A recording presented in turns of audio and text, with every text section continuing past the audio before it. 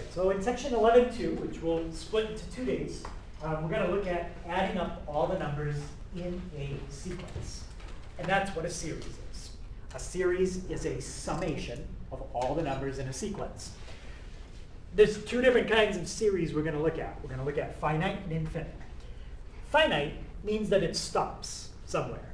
So even if you have a sequence with 100 million terms in it, you can add them all up. Right? It's doable. Might take a while, but you can do it. When we get to infinite, you might think, well, how could you add up infinitely many numbers and not have it just get bigger and bigger? Like, why? What else could happen? We'll talk about that tomorrow. Okay, so today we're going to focus on finite. So in the last section, we use this notation to describe a sequence. Lowercase letter. N is usually the variable that we use that represents the position. Doesn't have to be, but it's generally the variable we use. And what I want to look at now is let's generate some of the terms, and then we're going to look at adding them up. All right, so let's do position and the actual term in that position. Right, we'll just do the first 5. If you plug in 1 for n, that will generate the first term. So plugging in 1, you get 2 times 1, 2. 2 take away 1 is 1, and 1 squared. Well, I'll just leave it as 1 squared, but it's 1. Okay. I'll put it below 1. Okay. What if you plug in 2? What do you get just inside the parentheses? Yep. Aiden? What is it? Yeah. Which one? Anyone. There's 2 of those. Yeah, I know. 3. Whoever wants to say it. 3. So 3 squared. Now if we plug in 3, what do we get inside the parentheses? Yeah? 9. Wait, no, inside of the parentheses? Yeah, just inside the parentheses. Oh, okay. Inside of the parentheses, you would get 5. 5. Which, if you want to write them out, we can. So that's 9, that's 25. And if you plug in 4, you're going to get, yeah, 7 squared. What I'm trying to show you is the pattern. That's why I didn't square it right away. It's odd numbers squared. That's this sequence, okay, which is 1, 9, 25, 49, and 81. Now what I want to look at is another notation, capital S sub n. Capital S stands for sum, and n stands for how many terms you want to add up. So S sub 1 means to take this and add up the first 1 terms. If you do that, all you get is 1 squared, okay, which is 1. That's the sum of the first 1 terms in what I circled up above. S sub 2 means to take and add the first 2 terms in the sequence above. 1 squared plus 3 squared, which gives you how much? Yep, 10. Okay, and then let's do S3, and I'll also do S4. I'm probably not going to do S5. S3 means to add up the first 3 terms in your sequence. So what's 1 squared plus 3 squared plus 5 squared? Yeah. 35. And let's do one more. Let's do, well, before I jump to the last one, I'm going to do S4. And then we'll skip a bunch. So S4 means to add up the first, second, third term, and the 4th term. So basically it's just adding 49 to what you already had before. What's 35 plus 49?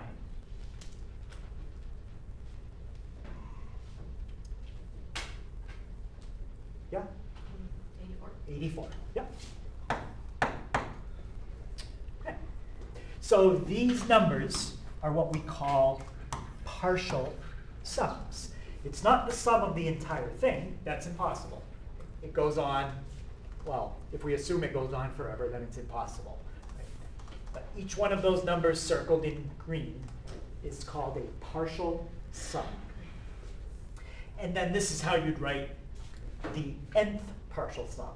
It'd be the first one, plus the second, plus the third, plus the fourth, plus the fifth, plus a bunch more, until you get all the way to the very last one that you need to add. And the last one would be the nth term. That's what we call the very last one. So now the goal would be, instead of looking at this original sequence, 1 squared, 3 squared, 5 squared, 7 squared, look at this sequence of numbers, 1, 10, 35, 84.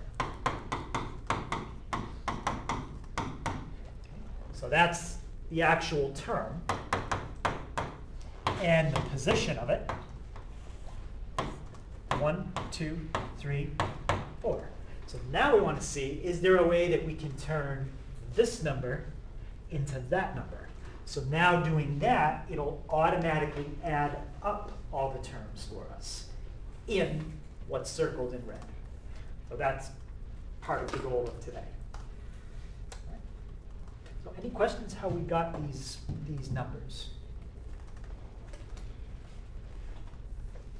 Okay. So each one of those things that we found is called a finite series. A finite series means that however you generated this number, you added up a certain amount of things to get it. You didn't add up infinitely many. So to get 84, we added up 4. To get 35, we added up 3 things. To get 10, we added up 2 things. And to get 1, we added up 1 thing. When you can count how many things you are adding up, that's called finite. If it's uncountable, then that's infinite. Can't count how many things you're adding up.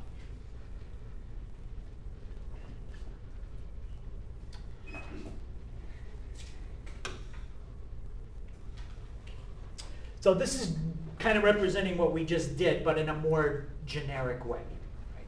So let's say that we had a generic sequence, we're going to call it A. If you wanted to find S sub 1, it's just the first term. You're adding up just the first term like we did right there. If you want to find S sub 2, you take the first 2 terms in sequence A and add them up. That's like what we did right here. If you want to find the third partial sum of a sequence, you add the first 3 terms. And that's what we did right here. If you want to find the nth partial sum, then you have to add up the first n terms. So if it's 100, then you have to add up 100 terms. If it's 1,000,000, you add up the first 1,000,000.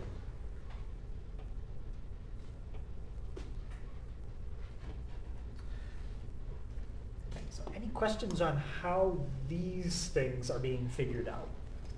Partial sums. Now, for some types of sequences, if you add up infinitely many terms in the sequence, you will get infinity. It will just get bigger and bigger and bigger. This is a sequence right here that if you tried to add up infinitely many terms, you just get a huge number. It approaches infinity. That doesn't always happen. Okay, sometimes you can add up infinitely many terms, and you get an answer, like 7. You can get an actual answer, and you get close to the answer. It's kind of like an asymptote. You never reach it, but if you could add up infinitely many, you would reach it. So it's like an asymptote. We'll get into that more tomorrow. Now, writing out a partial sum can start to get very long. Like if you had to write out the 100th partial sum, and I didn't allow you to use ... You would have to write down 100 numbers all added together. And you'd have to write each number with a 99 plus signs between them all. Well, if we want a kind of a shorter way to write that down, we can use what's called sigma notation. So that is sigma notation. There's three parts to it. First of all, there's a number on the bottom, there's something on the right, and then there's something on the top of the capital Greek letter sigma.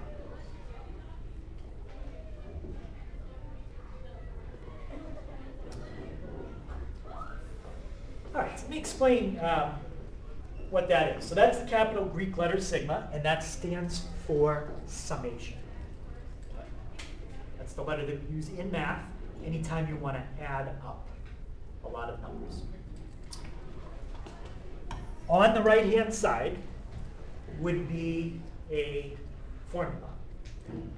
This would be the formula that's telling you the sequence of numbers you're adding up. It's going to, that thing that I just circled would be generating these numbers right here. So it's the formula to generate the numbers you're adding up. The number that's on the bottom,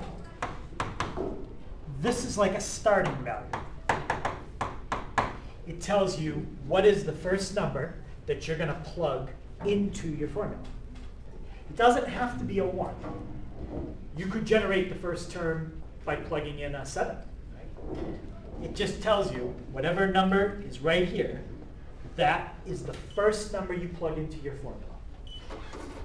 This, at the top, is the last number you plug into your formula.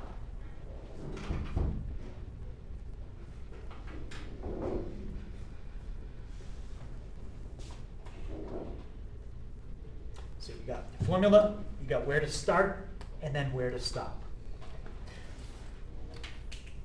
So, and we'll look at a few examples. And the way that you would pronounce that is you would say the sum. That's what the sigma means. It's the sum from this number to that number of, and then you read your formula. So the sum from k, they usually use the letter k when they do sigma notation. K equals whatever your start value is, 2, whatever your stop is, of, and then you read your formula. So k is what you call the index of the summation.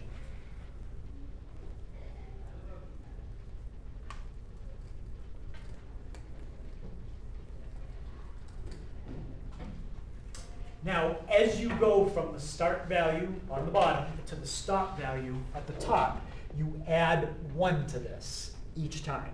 So let's say the top number was an 8. You'd start by plugging 1 into the formula that's on the right-hand side. Then you'd plug in 2. Then 3, 4, 5, 6, 7. And then if that was an 8, that would be the last number you plug in. And when you get all those calculations done, then you add them all together. So let's look at this one. This particular summation is adding 5 things together. I know it's adding 5 because it says S sub 5. This is the number I'm going to start at for k. That's the number I'm going to stop at. And that's the formula that's going to generate all the numbers I'm going to add together. Okay. What's the first number they want me to plug in for k? Yep. We're going to plug in 1. And what do you get if you plug in 1 for k? Yeah, you get 5. Good. That's the first value. Now we keep going by adding 1 to this until you get to 5. So the next number you're going to plug in is 2. What do you get if you plug in 2 for k? Yeah? 7. Are we at 5? Nope. So now we go to 3. If you plug in 3 for k, you would get, yep, 9. Okay, we just plugged in 3. Have we hit the top value? No. So now we do 4. What if you plug in 4? Yep. 11. Not at 5 yet. So now we go to 5, plug that in, we get 13. And now the next value we would plug in would be 6, but they said stop at 5. So that's it. That's how you would write that out. Okay, what's on the left? This is called, and I think I write this down in a minute, that's sigma notation. This is called expanded notation. And you can, depending on how many you have, you can use your calculator and add all that up. Any questions how we converted the sigma notation to expanded notation? And you do have to know how to go backwards as well, okay, which we can look at. Let's actually look at it for this one.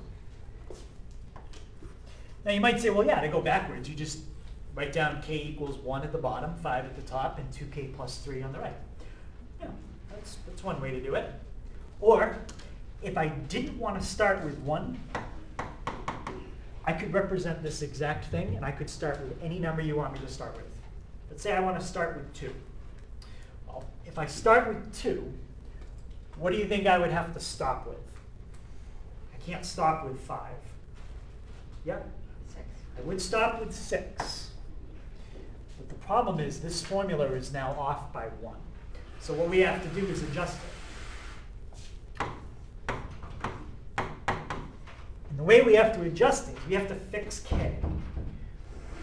What did we do to the k value here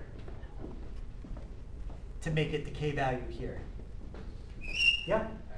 We made it 1 bigger. And we made this one bigger. So to balance that, you need to make this one smaller. And if you want to simplify that, that's 2k minus 2 plus 3, or 2k plus 1. So now let's plug in 2 and see if I get 5. 2 times 2 gives me 4, plus 1 gives me 5. My next one would be plugging in 3. 2 times 3 is 6. 6 plus 1 gives me 7. So this is exactly the same thing as this. What I did is I started with a different number. So I had to adjust my formula. And you can start with any number you want here. I would say 1 or 0 are probably the most common numbers. You don't usually start with a 2, but you can. Any question how this represents the same thing as that? What you don't want to do is start with a decimal. You don't do that. You have to start with an integer that's positive.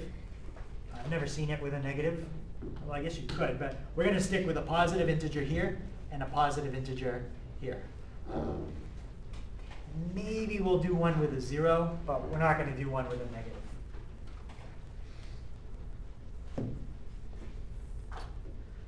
That's what I just told you. So the top notation is sigma notation. The bottom one is expanded. Now, if you have to expand, like let's say they said from 1 to 1,000. Well, we're not going to write out all 1,000 of them.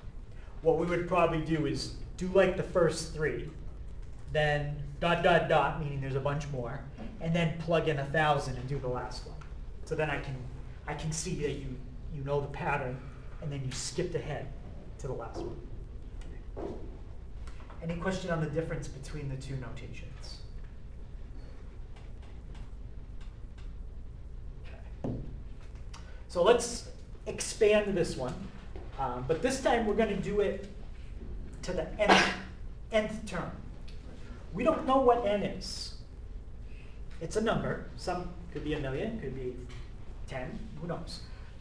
So we'll do the first 3, and then we'll skip to the nth term by filling n in for k. All right. What's going to be the first number that I fill in for k? Yeah, 1. And because it's squared, we can do it out, or we can just leave it as 2 times 1 plus 3. Do that out and square it. So I'm going to leave it as something squared. What's 2 times 1 plus 3? Yep, 5 squared. A lot of times it's easier to see the pattern if you don't do out 5 squared. but I think you'll recognize the pattern in a second. Next number we're going to plug in for k is, yeah? 7 squared. Yep, so what did you plug in for that? 2. Plug in 2 and you get 7 squared. Next number we're going to plug in is, yep, 3, and we get 9 squared. All right, so we've shown the first 3. That's good. Now there's a bunch more. How many more? We don't know. But there's a bunch more. And then what's the last thing that we plug in for k? And this is where we stop. Yeah? N. So 2n plus 3 squared.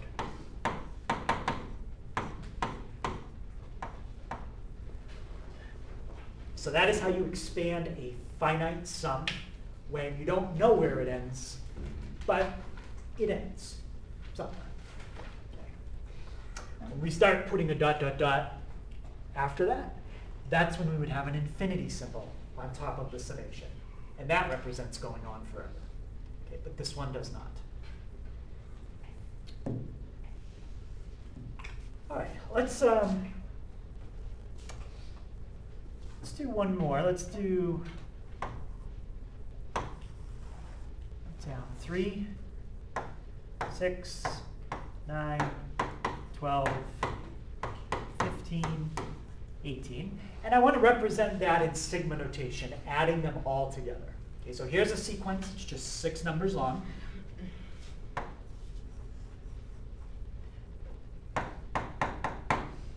I'm going to start at 1, and I want to figure out a formula that I can fill in that box, and then a number I can fill in that box that tells me where to stop and represents adding those 6 numbers up. So here are your positions of each term in the sequence. So now you have to figure out a pattern, and this is what we did yesterday. What's a formula that would take this number and turn it into that number? Yep. Multiply by 3. Multiply by 3. Yep. And they're going to use k. That's just the letter they use for this section. So your formula that generates those numbers is 3k. If you start at 1, 3 times 1 gives you the first one. Where would you stop to get the last one? What number goes in this box? Yep. 6. Yep. So that represents 3 plus 6 plus 9 plus 12 plus 15 plus 18. I shouldn't have put the commas. So that's the sum of all the numbers in that sequence. And technically that is S sub 6. It's the sum of the first 6. All right. So now I want to look at some different properties of summations. So where we're going is to try to take something like that and combine it all together.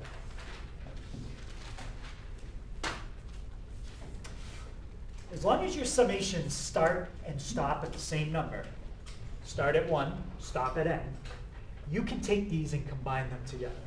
And I'm going to show you the 3 rules for doing it. All right. So here is our first rule. This is showing either how you can take something that's together and split it, or if you read it from right to left, something that's split and combining it. The key is that when you work with summations, they have to start at the same index and stop at the same index. If they don't, then you have to fix them so they do. Then you can combine them together. And you can always fix something to have the same index, always. Any formula you have, you can rewrite it to work starting at 1, starting at 2, or starting at 36 if you want. You can always fix it. All right, so let me show you an idea of this using some actual numbers. Okay. Let's make 2 very simple sequences. Let's let A sub k be the sequence 1, 3, 5. B sub k is going to be 2, 4, 6. So two different sequences, but very, very simple sequences. Let's do what's on the left side. On the left side, in parentheses, it says to first add sequence A sub k to B sub k. The way you add two sequences together is you just add them term by term. So let's generate that sequence right there. A sub k plus B sub k. What's going to be the first term in that sequence? Yeah. 1. Well, 1 is the first term in A sub k, but we're adding it to B sub k. 3. Yep. What would be the next term in that sequence? Yep. 7. 7. And the last term? Yeah. 11. 11. Yep. So now, you're going to take that and fill it in right there. Okay. So we're going to add all the numbers in what we just did together. So now let's do the sum, and there's only from 1 to 3. There's only 3 numbers. What's, let me put it here. Sum from 1 to 3 of the sequence 3, 7, 11. Now, normally you have a formula there to generate the terms. I just have 3, so I'm just going to write them. 3, 7, and 11. What's 3 plus 7 plus 11? Yep. 21. So to do what they have on the left-hand side with those two sequences, you get 21. Now, let's do it the way it says on the right-hand side. On the right-hand side, the first thing it says to do is add together everything in A sub k. So let's do the sum from k equals 1 to 3, because there's only 3 terms. And I'll just write A sub k. What do you get if you add everything together, all 3 terms, in sequence A? Yep, you get 9. So this part right here is a 9. Okay. Now let's do the same thing. Let's take the sum from k equals 1 to 3 in B sub k. So B1 plus B2 plus B3. What do you get if you add everything in sequence B together? Yep, 12. Now, we've got this, we've got that. Add the two together. 9, 9 plus 12. And what does 9 plus 12 give you? Yep, 21. So the point is, you can get the answer, same answer, either way. This is adding all the terms in one sequence first, the second sequence after that, and then adding the two results. This is adding all the numbers together term by term in the sequence. So you get a new sequence, and then adding up the results. But it's exactly the same either way. So the idea is this summation can kind of do like a distributive property with it. You can distribute it out to each sequence that's in parentheses. Okay? It's kind of what it's like. Same thing works with subtraction. Okay, I'm not going to go through a whole example of that one, but you think of it as like you can distribute the summation out, but you end up with a subtraction instead of an addition.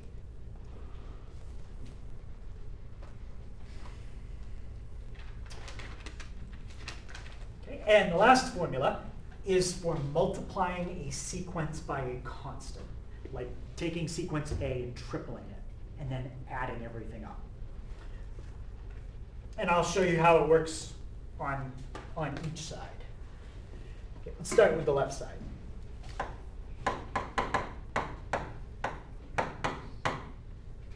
So let's say I had a C value of 2. It just means I want to double everything. Doing it this way means to first multiply everything in sequence A by 2. So if I multiply everything in this sequence by 2, what would my new sequence be? Right there.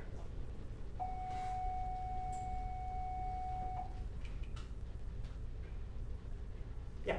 2, 6, 10. Yep, it would be 2, 6, 10. And now the sigma means add up 2, 6, and 10. So it's 1, 2, again, there's only 3 terms. Our particular sequence is 2, 6, 10. And what do you get if you add up those first 3 terms? 2, 6, 10. 18. 18. Now, doing exactly the same thing, but doing the method on the right. First, with the right method, you're going to add up everything in the sequence first. C is just going to stay in front. So you have a 2. And then we're going to add up, we're going to figure that out. So A sub k is 1, 3, and 5.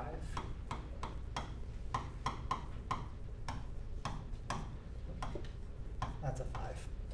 What's 1 plus 3 plus 5? Yeah, 9. 9 is this part right here. It's everything in sequence A added up. Now, once you get this to be 9, multiply it by the number in front, which is 2, and you get 18. You get exactly the same thing.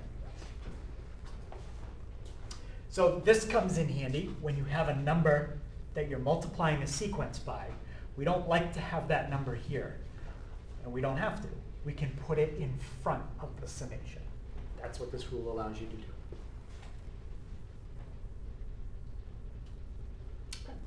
Any question on those three properties? So I'm going to give you an example where you start off with something like this on the right, and you're going to have to combine it into one single summation on the left. So first thing you want to evaluate to combine these is, do they start at the same number? And do they stop at the same number? So what do you think?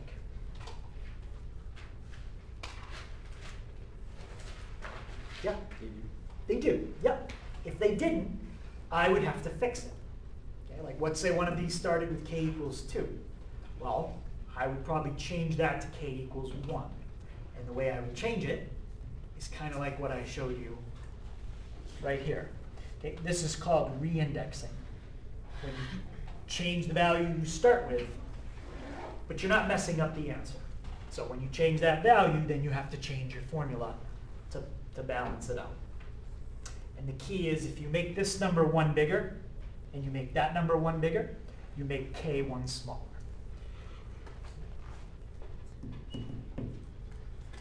All right, so they're starting and stopping at the same point, so we're good. Good with that. And to combine them together, literally we already wrote down this part. We're just going to write these two parts together now in a set of parentheses. So copy this down and copy that down and put them next to each other just like that in a set of parentheses. So this is like your a sub k. And that is your b sub k. So we have 5k squared minus 4 plus 7 minus 2k plus k squared. You couldn't do that if they didn't start and stop at the same values, but they do. Now you just have to combine like terms and simplify as much as you can. This part never changes, k equals 1 to n. But what am I going to end up with in that box for a final answer? And let's put it in descending order. Highest exponent to lowest. Yep. 6k squared minus 3k plus 3. 6k squared Minus 2K, I think. Oh, is it? Yeah. minus 2k. So that's that, Oh, that, I and did that. before, the wrong way, yeah. And the last thing was what? Plus 3. Yeah, plus 3. And there you go. That's how you would combine those two summations into one. Any question on that?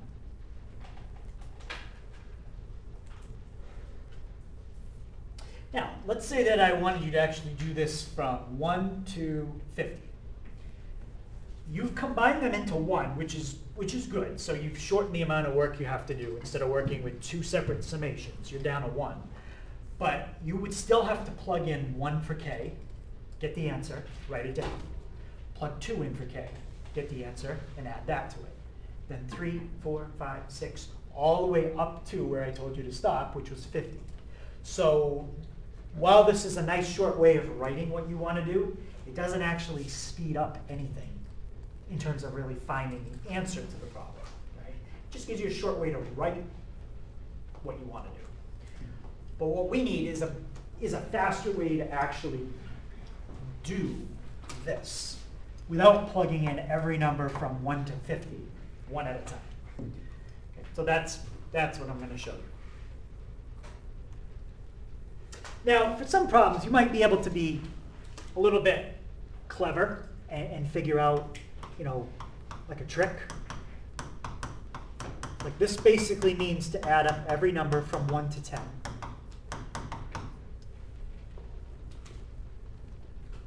Did anybody see I mean, that's not that bad to do, but pretend it was every number from 1 to 1,000. Does anybody see a trick you could use there to add those up? Is this a pattern you can kind of notice if you reorder those numbers? Yeah? It's just like 10 times 5 or something. We can reduce it to something times something, yeah. But it won't be a 10. But I think it'll be I think we'll have a 5 in there though. Anybody notice if you group the numbers in a certain way, you end up with a lot of repeated values, yeah? It would be 5 times 11. Yeah, it would be 5 times 11, because you have to add 1 and 10, that's an 11. You have to add a 2 and a 9, that's another 11. 3 and 8 is another 11. So now it's just a matter of figuring out how many copies of 11 do we have. 4 and 7, 5 and 6. So 5 copies of 11, that's 55. Well, that's great that worked out. We were able to figure out that trick. But you're not always going to be able to figure out a trick like that. So we need a little bit more reliable way to do this in general. Okay? And as long as I don't give you anything above an exponent of 2 here, I'm going to show you the formulas you can use to figure it out. There are formulas above exponents of 2. We're not going to look at them. So let's see if we can figure out a formula for this one. All right, so we had 1, 2, 3, 4, 5. We're just going to go up to the first 6. I had 7. 6 is good. If you add up the first one terms in that sequence, what do you get for an answer? Yeah? 1. What if you add up the first 2 terms? Yep. 3. And the first 3 terms? Yep. 6. First 4 terms? Yep. 10. 5 terms, we get 15. And the first 6 terms gives me 21. And I'll do one more, let's do 20. Okay, so those are the partial sums if you add up the first 7. Okay, to get an idea of the complexity of this formula, what I want to do is write them like this. 1, 3, 6, 10, 15, 21, 28. And I want to find the differences. Now, this isn't going to give us the formula, but it's going to give us an idea of the highest exponent in the formula. Is the formula for this quadratic? Is it cubic? Is it linear? What kind of polynomial am I working with, if I'm even working with a polynomial? Okay, I will tell you, it is a polynomial, like a y equals mx plus b, or a quadratic. It's something like that. But we got to figure out what that highest exponent is. What's 28 minus 21? Yeah, 7. What's 21 minus 15? Yeah? 6. 6. And 15 minus 10?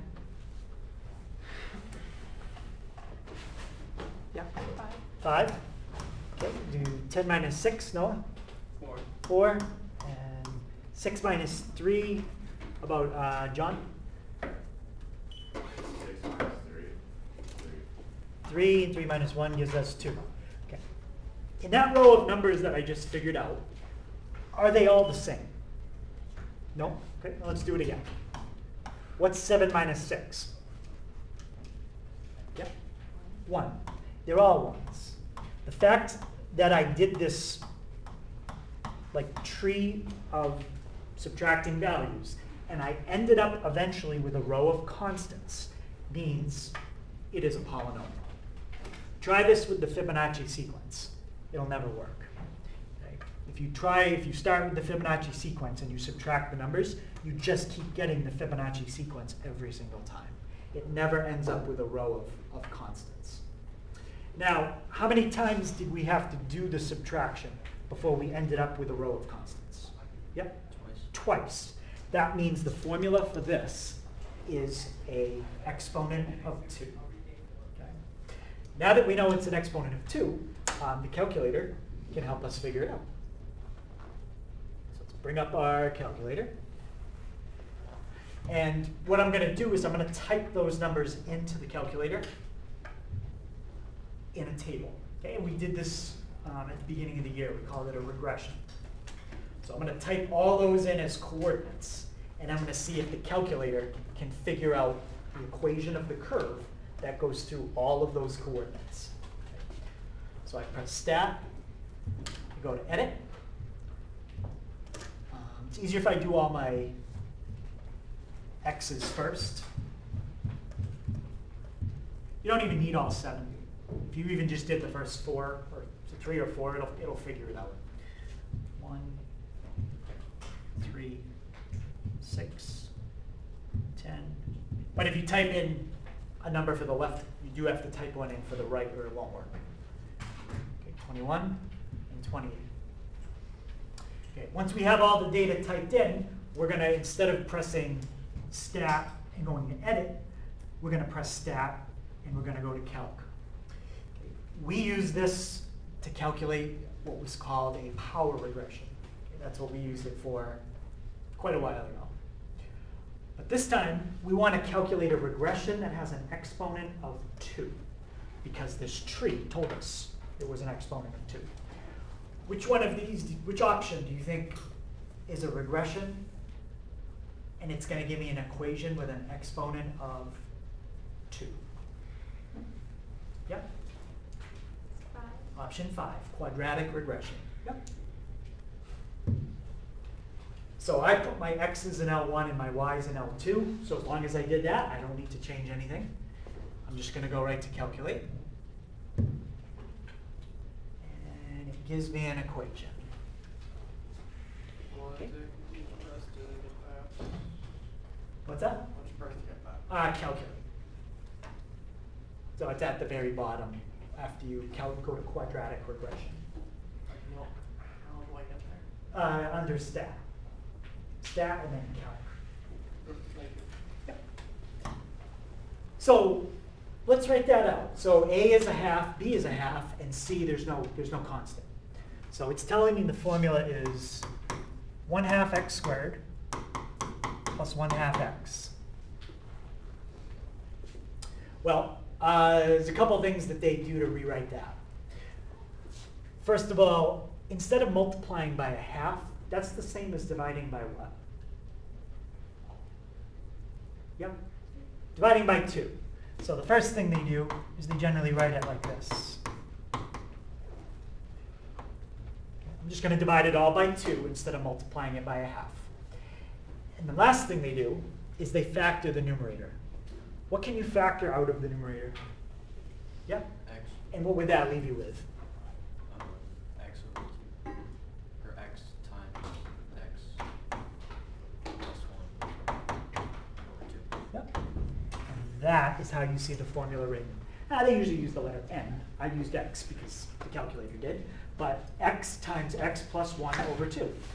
Let's try plugging 5 into that formula and see if it gives us the sum of the first 5 terms, which is 15.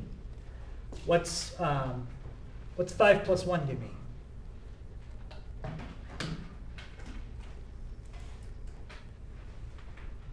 Yeah. 6. And 6 times 5? 30. And 30 divided by 2? 15. So now that formula will calculate the numbers in this column, which are the sums of the sequence. So that's what we wanted. We want a formula that can calculate the sums. This particular formula is used when you are adding up integers, like 1 plus 2 plus 3 plus 4 plus 5. So you'd have to figure out formulas for everything you want to do. Right? Adding up integers is pretty common. Adding up squares of integers is pretty common. And I told you that's as high as we were going to go. Okay, so let's write down a few of these formulas. This is the second most complicated one. And then there's one more, a little bit more complicated.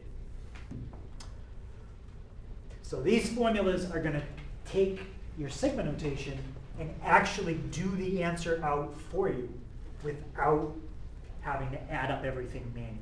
Right? If I wanted to add up the first 100 terms here, no problem.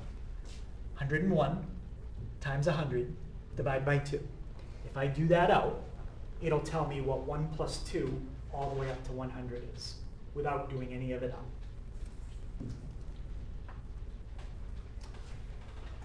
Okay, so let's start with something even simpler than adding up 1 plus 2 plus 3 plus 4. Let's just add up the same number over and over, like 5 plus 5 plus 5 plus 5, right? Something like that. So if I went from k equals 1 to 8, and that's my formula. There's no k in that formula. The formula is a constant. So when I plug 1 in for k in the formula right there, what would I get? Yeah? Nope, not 1. No, I just confused myself. But wouldn't it just be 40 because it's multiplication? Well, yeah, it's going to end up being 40, but yeah, I just want to make sure people see why. So when you plug 1 in for k right there, what number do you get? Yeah, 5. you get 5. What about when you plug 2 in for k? What do you get there? Yeah, 5. you get 5 again. How many times are we going to keep doing this? Yeah, we're going to be doing it 8 times. You're going to have 5 plus 5 8 times, which means 5 times 8. This times that. So whenever you're adding up a constant over and over, C stands for constant, the way to turn that from having a sigma into not having sigma is to just take this and multiply by that. Because we don't really want a sigma. We don't want that at all. Right? It's a nice way to write something down, but when you're doing a final answer, you want that sigma to disappear. Right? So I'm showing you formulas that make the sigma go away. Okay. This is the one that we already did. So this is one step up from that. Instead of adding up the same number repeatedly, now you're actually plugging into a formula and you're adding up integers, like 1 plus 2 plus 3 plus 4, and so on. So we did it with x, but they usually use n. So it's n times n plus 1 over 2. And now the last step up from that we're going to look at is adding up not the number, but the number squared. 1 squared plus 2 squared plus 3 squared plus 4 squared and so on. And that's the formula for doing that. Okay, so like if I said to you, add up 1 squared plus 2 squared plus 3 squared plus 4 squared all the way up to 90 squared. All you'd have to do is fill in 90 for m, and it'll tell you what they all add up to. Notice the degree on your formula goes up by 1 each time. When you're adding up constants, it's a degree 1 formula. When you're adding up integers, like 1 plus 2 plus 3, it's a quadratic. When you're adding up perfect squares, it's a cubic. If you were adding up cubes, it would be a quartic formula. But we're not going to look at that. Okay, so this formula is for anything that you have to add with sigma. A lot of times we would just look up the formula if it's one we didn't know. Or if you have a graphing calculator and you know the complexity of the formula, you can use the calculator to figure it out up to a certain point. Right? You can do degree 2, 3, 4, but that's it. You can't do anything higher than quartic regression. So if you needed something higher, then you got to figure out a different way to get your formula. Or look it up. Okay, so in order to use these formulas, you have to have something that looks like that.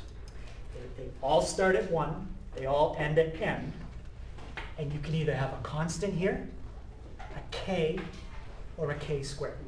That's all you can have.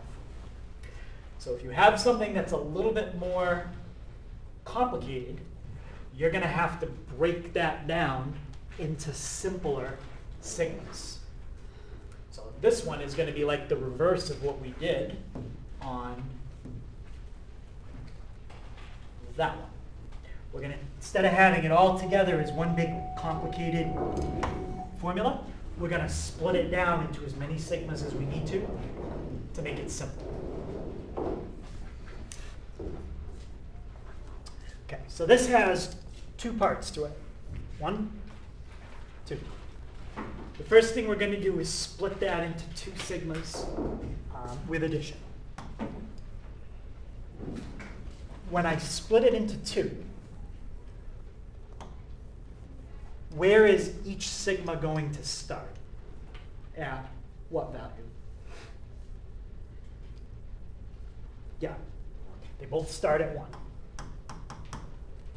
And where is each sigma going to stop? What's going to be the last value we plug in? Yeah? N. We're going to have a plus sign. This right here I call it's like the argument to the sigma. What's the argument, or what's the formula for the first sigma? Yep? Negative 2k. Negative 2k. And the argument for my second sigma? Yep, 3. Now, does either one of these sigmas look like one of these 3 formulas right now? Yeah? Second one looks like the other one. Yes, the second sigma is this formula right here. We could apply that right now and be done with that. The first one is close, but we need to fix it a little bit, okay? We're going to be shooting for something that looks like this one. But it doesn't quite look like that yet. Why doesn't this one look like this one? What's there that we don't want there? Yeah? Right, we have a constant in front of the k. Well, we have a rule that says if you have a constant in front of your sequence, you can take the constant and move it in front. And that's exactly what we're going to do. So we got to break down that first sigma one more time. Take the negative 2 and move it to the front.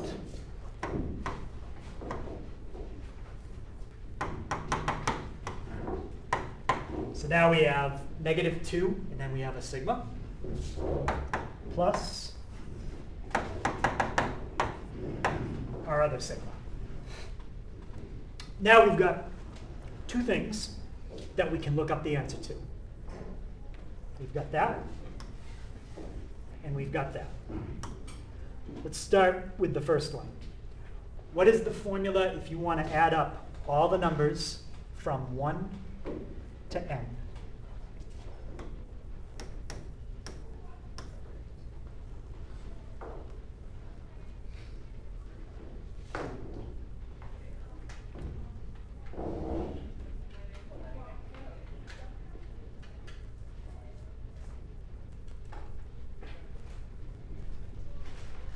Yeah. N times n plus 1 over 2. Yeah, this is n, and I'm going to start to do it out because we need it done out. It's n times n plus 1 over 2. And what's the formula to add up the number 3 n times? Yep, 3n. So when we're done, we're looking for a formula now, but we just have to simplify it as much as we can. Okay, we've got a -2 on the outside and a 2 on the inside. We can reduce that. So now we just have negative n squared plus n plus 3n. Okay, distribute out your negative and then combine like terms, and that is your final answer. So we have negative n squared minus n plus 3n. There you go. And that's your formula. So what does that formula do? Well, let's say that I wanted you to add up every number in this from 1 to 100. If you didn't have that formula, you would plug in 1 for k, write that down. Plug in 2, 3, 4, 5, all the way till you get to 100. So you'd have all those calculations, and then you'd add them all up. Or, if you don't want to have to do 100 calculations, plug in the number 100 right there. 100 squared is, what's that, 10,000. Make it negative. It's negative 10,000. Negative 10,000 plus 200. That's the final answer if you were to add all of those up. Without, you're basically just doing one calculation instead of 100. So, any questions on how we combined those together? So these are the only three that you would ever use. This one's a little bit of a pain. If I had to use it a lot, I would probably want it all done out. I would want a version of it where this is distributed, so n squared plus n, times 2n plus 1. I'd want that all done out. Because you got to do it all out when you do this. Yeah. Yeah. Okay, so because it has squared in it, I'm not gonna do the whole thing, but let's at least split it up into our sigmas and then substitute the formulas in. How many sigmas is this one going to have? When we split it all up into as basic of sigmas as we can. Right now we got one big complicated sigma. Yeah? 3. We're going to have 3. I want each sigma to look like one of those. In fact, we're going to use all of them. Exactly, looking just like that. So k equals 1 to n plus 1 to n. The last one's going to be a minus because of that 2. Okay. Anybody tell me what my first sigma is going to be? And you want to try to use something in this box. And maybe one of the other rules we learned. Yeah? There's going to be a 2 on the left and a k squared on the right. Great. So now you're going to substitute in the k squared formula for sigma, and we're going to have to do that up. How about my middle sigma? What's that one? Yep. Would be 5 on the left and k on the right. So now you're going to substitute in the formula for k, n times n plus 1 over 2, and we do that out. And my last sigma. Yep. A 2 on the right. A 2 on the right already took care of the minus. This is the easiest one to do. What's the sum if you add up the number of 2 n times and subtract that? Yep, negative 2n. That's what we need to do with all of them. Okay, so you'd have, well, if I put a 2 in the top of the k squared formula, it's going to cancel out the 6 and make it a 3. So it's going to end up being this over 3 because you're doubling. So it's going to be n squared plus n, but you still have to multiply that by 2n plus 1 over 3. That's what that turns into. Okay, the middle one is going to turn into 5. Pretend like you put a 5 right there. That's going to be 5n squared plus 5n. Yeah. So 5n squared plus 5n.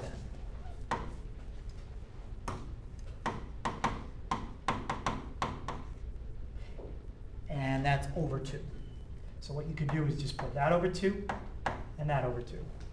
So these two parts are good. Right? You got 5 halves n squared, 5 halves n, minus 2n. But we got a little bit of work. We'd have to FOIL that out and then put everything over 3. So we have a little bit more work to simplify that one. But that's just algebra from that point. Okay. So, but any questions how we got to this point, separating it into those steps?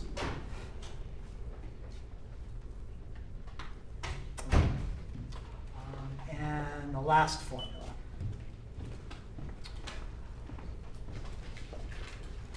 So the formulas that I showed you work for a lot of different things, but they wouldn't work for this.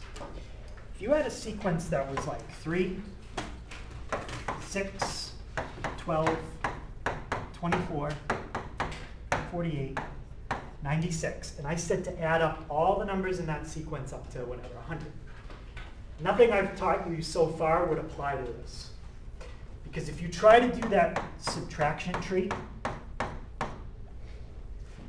6 minus 3 is 3, 12 minus 6 is 6, 24 minus 12 is 12, 48.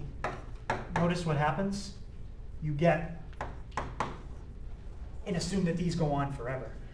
Each time you do the subtraction tree, you continue to get the same numbers you had before. Because you could keep doing this and you never get a row of constants, the formulas that I showed you on the other page, none of them would work. So this is the formula to add up numbers in a geometric sequence. It's kind of similar to yesterday in terms of what you need to know. The first term and the R value. Let's try it on this one, and then we'll do it by hand, and then we'll do it with the formula and see what we get. Let's add up all 6 terms in that sequence, and let's try this formula. What's the first term in that sequence? Yeah, 3 times. What are we multiplying by each time to get from one term to the next? That's my R value. Yep. 2. So fill in 2 for R. And how many of them did I say we're going to add up? What's the n value? 6. 6. I want it because I only have 6. Let's add them all up. 2 to the 6th divided by 1 minus my R value. Let's do that out and see what we get. So we've got 1 minus 2 to the 6th gives me negative 63. But what's 1 minus 2? Yeah? Negative 1, so the negatives cancel out. Yeah, so the negatives cancel out, and then triplet. So 189. Let's add those up by hand and see if we get 189. 96, 48, 24, 12, 6, and 3. 189. Okay, so this formula gives you a quick way to add up all the numbers in a geometric sequence. So now, if I said add up every number in this pattern from 1 to 10,000, you could do it just as quick as we did this one. Just change that number to a 10,000, and you're done. It'll give you the answer. Versus not having that formula, you're never going to be able to do it.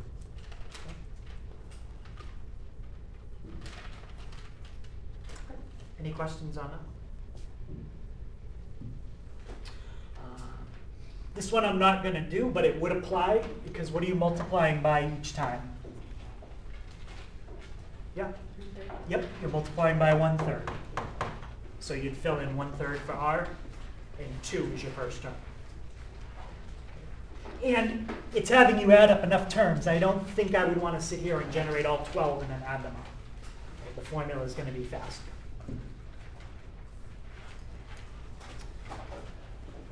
Okay, so the homework is 1 through 17. That's on page 601.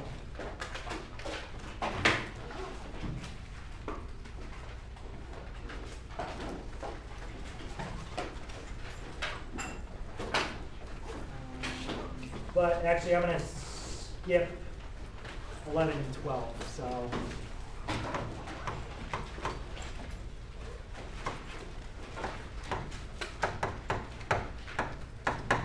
So it's skipping 11 and 12. So 1 through 10 and 13 through 17.